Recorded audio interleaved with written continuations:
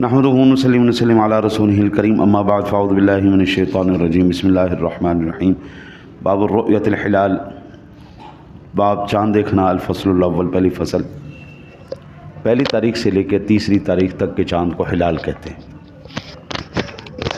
اور تیسری تاریخ سے لے کے 13ویں تاریخ تک کے چاند کو قمر کہتے ہیں 14ویں کے چاند کو بدر کہتے ہیں 16ویں سے لے کے آخر 29 تک یا 30 تک محاق کہتے ہیں۔ یہ چاند کی منزلیں ہیں، ہلال، قمر، بدر، محاق، یہ 4 اس کی قسم۔ ہماری اسلامی عبادتیں جتنی بھی ہیں وہ تمام کی تمام چاند کے اوپر ٹکی ہوئی ہیں۔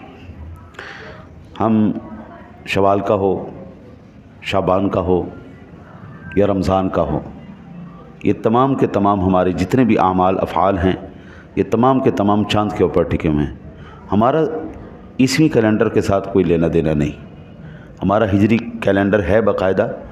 اسلام اتنا تہی دامن نہیں ہے کہ اسلام کے دامن میں اپنے لیے تاریخ متعین کرنے کے لیے کوئی کیلنڈر ہی نہ ہو۔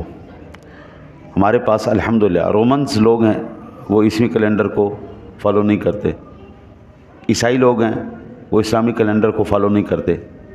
جب رومنز اپنا کیلنڈر رکھتے ہیں، عیسائی اپنا رکھتے ہیں، ہندو اپنا رکھتے ہیں، بکرمی کا رکھتے ہیں، یہ پنجابی جو تھے دراصل یہ پنجابی لوگ تھے، سکھ تھے یا ہندو تھے، یہ بیساکھ، ہاڑ، ساون، یہ اس طرح کے ان کے باقاعدہ اپنے ایام تھے، مہینے تھے۔ اسلام کا اپنا ایک کیلنڈر ہے جس کو اسلام نے متعارف کروایا ہے، اور اس کی تمام تر عبادات جو ہیں وہ اسی کے اوپر کی جائیں گی۔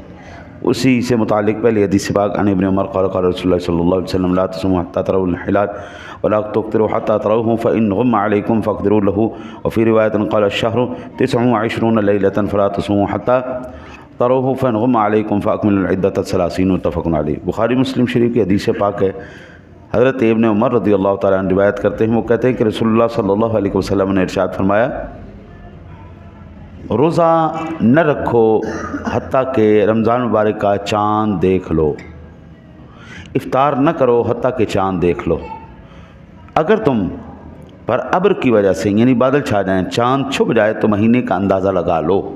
اور ایک روایت میں ہے کہ مہینہ 29 راتوں کا ہے تو روزہ نہ رکھو حتیٰ کہ چاند دیکھ لو، اگر تم پر چاند مشتبہ ہو جائے تو 30 دن کی گنتی پوری کرو۔ یہ بخاری اور مسلم شریف کے حدیث ہے۔ سادہ لفظوں میں حضور نبی اکرم صلی اللہ علیہ وسلم نے کیا ارشاد فرمایا، اگر 29 شعبان ہو گئی ہے اور بادل آ گئے، 29 شعبان ہو گئی، بادل آ گئے، چاند نظر نہیں آ رہا، تو اب آپ نے اپنی طرف سے کوئی ہینکی پھینکی نہیں لگانی، چپ کر کے 30 شعبان پورا کرو، بالکل کوئی اندازے نہیں لگانے، شعبان پورا کرو، اس کے بعد رمضان کرو۔ اسی طرح اگر 29 رمضان ہو گیا اور 29 رمضان میں بادل آگے چاند نظر ہی نہیں آ رہا، حسابوں کے اوپر نہیں جانا، آنکھ سے دیکھنا ہے، آنکھ سے دیکھو، اگر نہیں نظر آ رہا رمضان 30 پورے کرو، 30 روزے پورے کرو۔ اگلے دن ابھی یہ پچھلے سالوں میں آپ نے دیکھا کیا ہوا تھا، چاند صرف ان بادلوں کی وجہ سے گڑبڑ ہو گیا۔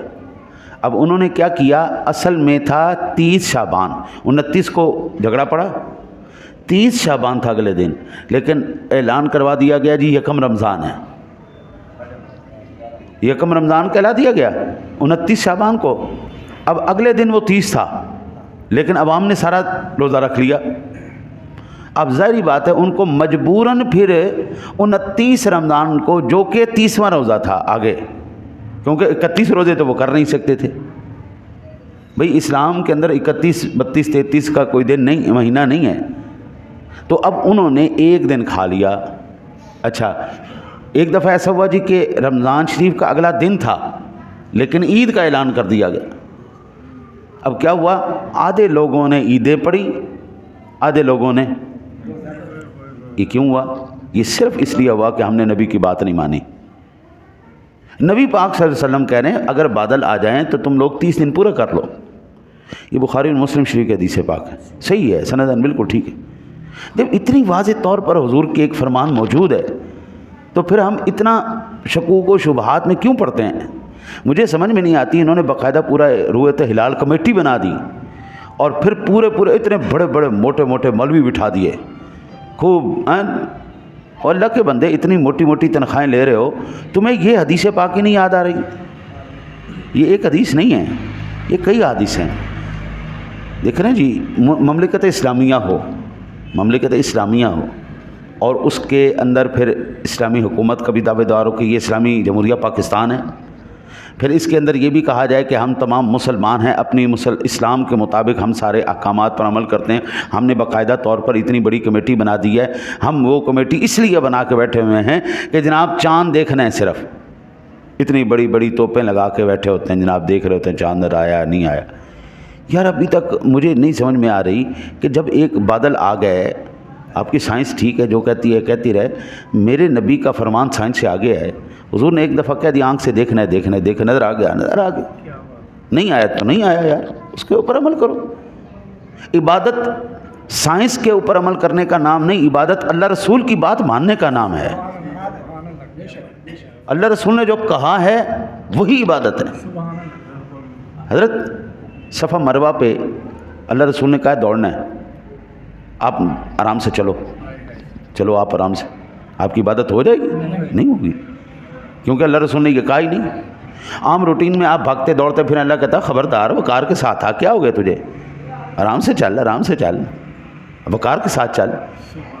عام روٹین میں دوڑنا بے وقوفی ہے, لیکن وہاں پر دوڑنا عبادت ہے. کسی مکان کی اس طرف, کسی کمرے کی طرف سمت بنا کر, جہد بنا کر آپ نماز ادا کریں گے تو حضرت صاحب یہ جہالت ہے, یہ کفر ہے, یہ شرک ہے. لیکن وہی کعبے کو جہد بنا کے نماز پڑھیں گے, آپ پکے ایمان والے ہیں. اللہ نے کہا ادھر منہ کرنا ہے, ہم مان گئے, ٹھیک. مقام ابراہیم کی طرف اس کو جہد بنا کے آپ پڑھیں گے تو ٹھیک ہے جناب, آپ بالکل عین مومن. کسی کی جان لینا, حضرت صاحب وہ جانور ہو یا انسان ہو, اللہ تعالیٰ کو بالکل پسند نہیں. لیکن قربانی کے اوپر حکم ہے, جانوروں کو ذبح کرنا ہے. اب آپ کی عقل تسلیم کرتی ہے نہیں کرتی؟ حضور ذبح کریں گے تو مسلمان کہلائیں گے, نہیں کریں گے تو آپ مسلمان نہیں ہیں, آپ اللہ کے حکم کی حکم عدولی کر رہے ہیں. تو سادہ لفظوں میں دو چیزوں کا نام عبادت ہے, اسلام ہے, شریعت ہے. پہلا ادائے مصطفیٰ کا نام شریعت مصطفیٰ. عبادت نام ہے ادائے مصطفیٰ کا, جس طرح حضور نے ادا کیا آپ کرتے چلے جائیں, آپ پکے عابد ہو گئے. جس طرح اللہ رسول نے حکم دیا آپ عمل کرتے چلیں, آپ پکے مسلمان ہو گئے. دعا کرتے ہیں اللہ تعالیٰ آپ کو مجھے عمل کی توفیق عطا فرمائے.